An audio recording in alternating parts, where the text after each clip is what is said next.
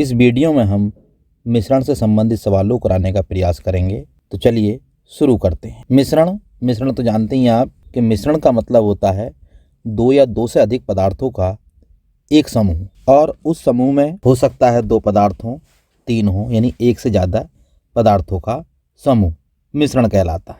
अब यहाँ पर ये क्वेश्चन दिया है कि ₹14.40 प्रति किलोग्राम के गेहूँ को ₹11.40 प्रति किलोग्राम के गेहूँ के साथ किस अनुपात में मिलाया जाए कि मिश्रण का मूल्य ₹12.60 प्रति किलोग्राम हो जाए। तो ऐसे प्रश्न में आप सबसे पहले ये देखेंगे कि यहाँ पर मिश्रण जो है, इस मिश्रण का मूल्य कितना है, 12.60 प्रति किलोग्राम। तो हम इसको यहाँ लिख लेंगे। आप ध्यान दीजिएगा, कोशिश करेंगे आप लोगों की समझ में सही से आ जाए, अच्छे से आ जाए, इसलिए आप इस वीडियो पर ध्यान से बने रहें। मिश्रण यहाँ हो गया 12.60 प्रति किलोग्राम। अब वो कह रहा है प्रश्न में कि ₹14.40 प्रति किलोग्राम के गेहूँ को ₹11.40 प्रति किलोग्राम गेहूँ के साथ किस अनुपात में मिलाया जाए। तो यहाँ पर जो ये पहली वाली राशि है, इसको हम ऐसे यहाँ पर लिख देंगे, और जो दूसरी वाली जो राशि है, इसको हम इधर लिख देंगे। अब यहाँ पर इन दोनों का अंतर लेंगे और इन दोनों का अंतर हमें यहाँ लिखना है, यानी ₹12.60 में से माइनस कर देंगे ₹11.40। इसी प्रकार इन दोनों का अंतर वो यहाँ लिखेंगे आप, यानी 14.40 में से 12.60 माइनस कर देंगे, और माइनस करने पर जो आएगा वो हमारा अनुपात आ जाएगा। अब यहाँ पर घटाते हैं इसको, तो 12.60 में से 11.40 जाएंगे, तो यहाँ पर बचेगा आपका 1.20। यहाँ पर इसको घटाएं तो 0 का 0, 14 में से 6 गए 8, यहाँ बचा 3 में से 2 गया 1, यानी 1.80। यहाँ पर इसका अनुपात निकाल लें, तो अनुपात निकालने पर ये आपका हो जाएगा, यानी 120 अनुपात 180। 0 से 0 कट जाएगा, 6 दूनी 12, 6 तिया 18, यानी 2:3। ये हमारा आंसर आ गया। तो इस तरीके से ये हमारा प्रश्न हो जाता है, जहाँ तक कि आपकी समझ में आ गया होगा। अब चलिए इसी तरीके के कुछ और सवालों करने का प्रयास करते हैं। अब देखिए कि प्रश्न ये दिया है, एक दुकानदार को ₹30 प्रति किलोग्राम चावल को ₹40 प्रति किलोग्राम के चावल के साथ किस अनुपात में मिलाया जाए कि मिश्रण का मूल्य ₹33 प्रति किलोग्राम हो जाए। तो यहाँ पर देखेंगे मिश्रण जो है, इसका मूल्य है ₹33 प्रति किलोग्राम। अब यहाँ पर जो मिलाया जा रहा है वो एक ₹30 प्रति किलोग्राम का चावल मिलाया जा रहा है, तो इसको यहाँ लिख लीजिए, और जो दूसरा मिलाया जा रहा है ₹40 प्रति किलोग्राम का मिलाया जा रहा है, उसको यहाँ लिख लीजिए। अब इन दोनों का अनुपात निकालना है, इन दोनों को किस अनुपात में मिलाया जाए। तो यहाँ पर हम इन दोनों का अंतर निकाल देते हैं, यानी 40 माइनस 33, और 40 में से 33 गए तो बचेगा हमारा 7। इसी प्रकार इन दोनों का अंतर निकाल देते हैं, 33 माइनस 30, और 33 में से 30 गया तो यहाँ बचा 3, यानी 7:3 के अनुपात में यदि उसको मिलाया जाए तो मिश्रण का मूल्य ₹33 प्रति किलोग्राम हो जाएगा। तो इस तरीके से ये प्रश्न आपकी समझ में आ गया होगा। अब चलिए अगला प्रश्न देखते हैं। अब इस प्रश्न को देखेंगे कि 30% सांद्रता वाले अल्कोहल को 50% सांद्रता वाले अल्कोहल में किस अनुपात में मिलाया जाए कि 35% सांद्रता वाला अल्कोहल प्राप्त हो। तो यहाँ पर हम मिश्रण देख लेंगे, यानी मिश्रण कौन सा है, मिश्रण ये है 35%, यानी दोनों अल्कोहल जो मिलाए जा रहे हैं वो उनसे जो मात्रा बनी मिश्रण की वो 35% बनी। तो यानी 30% सांद्रता वाला यहाँ लिख लीजिए, और 50% सांद्रता वाला यहाँ लिख लीजिए। अब इन दोनों का अंतर देख लीजिए, 50 में से 35 गया तो बचेगा 15, और इसी प्रकार 35 में से 30 जाएगा तो बचेगा 5।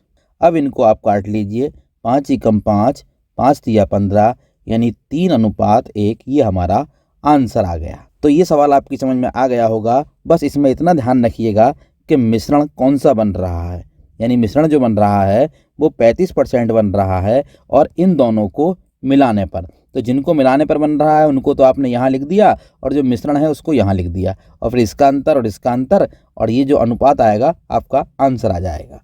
तो इस तरीके से ये प्रश्न हो गया। अब चलिए अगला प्रश्न देखते हैं। अब देखेंगे अगला प्रश्न, एक पंसारी 60 रुपये प्रति किलोग्राम की चाय को 65 रुपये प्रति किलोग्राम की चाय के साथ किस अनुपात में मिलाए कि मिश्रण को 68 रुपये 20 पैसे प्रति किलोग्राम की दर से बेचने पर उसे 10% का लाभ हो। तो यहाँ पर विक्रय मूल्य दे रखा है, यानी 68 रुपये 20 पैसे की दर से बेचने पर 10% का लाभ हो। तो यहाँ पर आपको ध्यान रखना है कि ऐसे प्रश्न में आपको क्रय मूल्य निकाल लेना है। तो क्रय मूल्य निकालने के लिए देखिए, यानी 10% लाभ हो रहा है, तब वो बिक रही है 68 रुपये 20 पैसे की। अब इसका हम क्रय मूल्य निकाल लेंगे, यानी 110 रुपये पर जो विक्रय मूल्य है वो 68 रुपये 20 पैसे है। 1 रुपये पर 68 रुपये 20 पैसे बटे 110, और हमें 100 पर निकालना है तो 68.20 बटे 110 गुणा 100, ये क्रय मूल्य आ जाएगा। पॉइंट काट के 2 जीरो लगा लीजिए, 2 जीरो से 2 जीरो, 1 जीरो से 1 जीरो, 11 छंग 66, 11 दूनी 22, यानी 62 रुपये प्रति किलोग्राम जो हुआ उसका वो क्रय मूल्य हुआ। अब इसको क्रय मूल्य को यहाँ लिख लेंगे 62 रुपये को। अब वो कह रहा है प्रश्न में कि एक पंसारी 60 रुपये प्रति किलोग्राम की चाय को, अब 60 यहाँ आ जाएगा और उसे बेचना है, यानी उसे 65 रुपये प्रति किलोग्राम की चाय के साथ किस अनुपात में मिलाना है। तो वैसे ही प्रश्न हो गया जैसे पीछे कराए थे हमने अभी। यहाँ 65 लिख लीजिए और इन दोनों का अंतर देख लीजिए, 65 में से 62 गए तो आपके बचेंगे 3। इसी प्रकार 62 में से 60 जाएंगे तो बचेंगे आपके 2। तो ये आपका आ गया 3:2, यानी 3:2 आपका आंसर आ गया। यानी इन दोनों चायों को 3:2 के अनुपात में मिलाएंगे तब उसे 10% का लाभ होगा 68 रुपये 20 पैसे प्रति किलोग्राम की दर से बेचने पर। तो इस प्रश्न को हमने आसान तरीके से कराने का प्रयास किया है। अब चलिए अगला प्रश्न देखते हैं। अब देखिए अगला प्रश्न है, एक दुकानदार 100 रुपये प्रति किलोग्राम के शुद्ध घी को 50 रुपये प्रति किलोग्राम वाले वनस्पति घी के साथ मिलाकर मिश्रण को 96 रुपये प्रति किलोग्राम की दर से बेचकर 20% लाभ कमाता है। किस अनुपात में दोनों प्रकार के घी मिलाए गए हैं। तो बिल्कुल वैसा ही प्रश्न है जैसा हमने अभी आपको कराया था। तो 96 रुपये में बेचने पर 20% लाभ कमाता है, यानी 120 पर जो विक्रय मूल्य हुआ वो 96 रुपये हुआ, और 1 पर विक्रय मूल्य 96 बटे 120 हमें निकालना है 100 पर। तो यहाँ पर 96 बटे 120 गुणा 100, 1 जीरो से 1 जीरो कट जाएगा, 12 अट्ठे 96, 8 धाई 80 रुपये प्रति किलोग्राम इसका क्रय मूल्य आ गया। अब 80 को यहाँ लिखेंगे और अब देखिए 100 रुपये इधर, यानी 100 रुपये प्रति किलोग्राम इधर और 50 रुपये प्रति किलोग्राम इधर। अब यहाँ पर दोनों का अंतर कर लीजिए, यानी 80 माइनस 50, और इधर अंतर कर लीजिए, यानी 100 माइनस 80। 80 में से 50 गया 30 और 100 में से 80 गया 20। अनुपात निकालेंगे, 0 से 0 कट जाएगा, यानी 3:2 आपका आंसर आ जाएगा। यानी दोनों प्रकार के घी जो हैं 3:2 के अनुपात में यदि मिलाए जाएँ तो वो 96 रुपये प्रति किलोग्राम की दर से बेचकर 20% लाभ कमा सकता है। तो ये प्रश्न आपकी समझ में आ गया होगा। अब चलिए अगला प्रश्न देखते हैं। अब देखिए ये वाला प्रश्न जो है ये अलग तरीके का प्रश्न है। अभी जो हमने कराए थे वो 2 अलग मेथड थे और ये तीसरे मेथड का सवाल है। इसको हम देखेंगे। 300 ग्राम वाले चीनी एवं पानी के घोल में 40% चीनी है। तो घोल जो है हमारा वो यहाँ पर लिख लेंगे, यानी 300 ग्राम घोल है। अब इसमें चीनी और पानी के घोल में 40% चीनी है, तो ये 40% चीनी हम यहाँ लिखेंगे। अब प्रश्न में कह रहा है कि कितनी चीनी और मिलाई जाए कि घोल में चीनी की मात्रा 50% हो जाए, यानी इसी घोल में कितनी चीनी मिलाई जाए कि घोल में चीनी की मात्रा 50% हो जाए। अब यहाँ पर टोटल प्रतिशत जो होता है वो 100 पर निकालेंगे।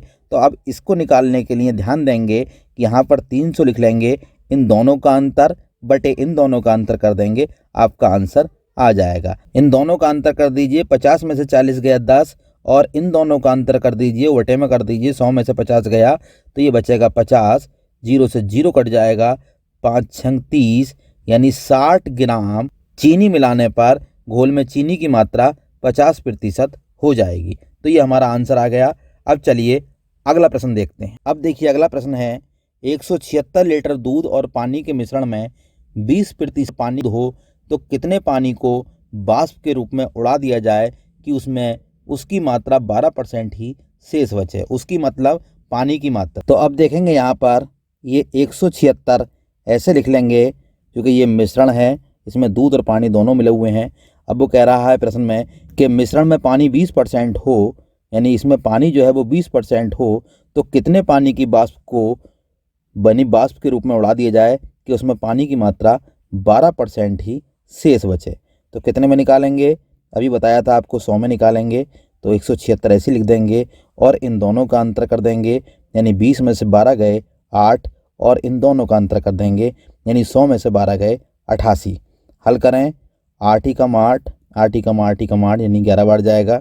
11 से 176 काट देंगे, 11 ही कम 11, 11 छंग 66, यानी 16 लीटर यदि पानी उड़ा दिया जाए तो उसमें पानी की मात्रा 12% शेष बचेगी। तो इस तरीके से हमने आपको इस वीडियो में मिश्रण के कुछ सवालों को कराने का प्रयास किया है। मिश्रण के अगले सवालों को हम अगले वीडियो में कराएंगे, तो हमारे वीडियो को देखने के लिए हमारे चैनल पर बने रहें। यदि वीडियो आपको पसंद आई हो तो चैनल को लाइक, सब्सक्राइब और शेयर भी करें।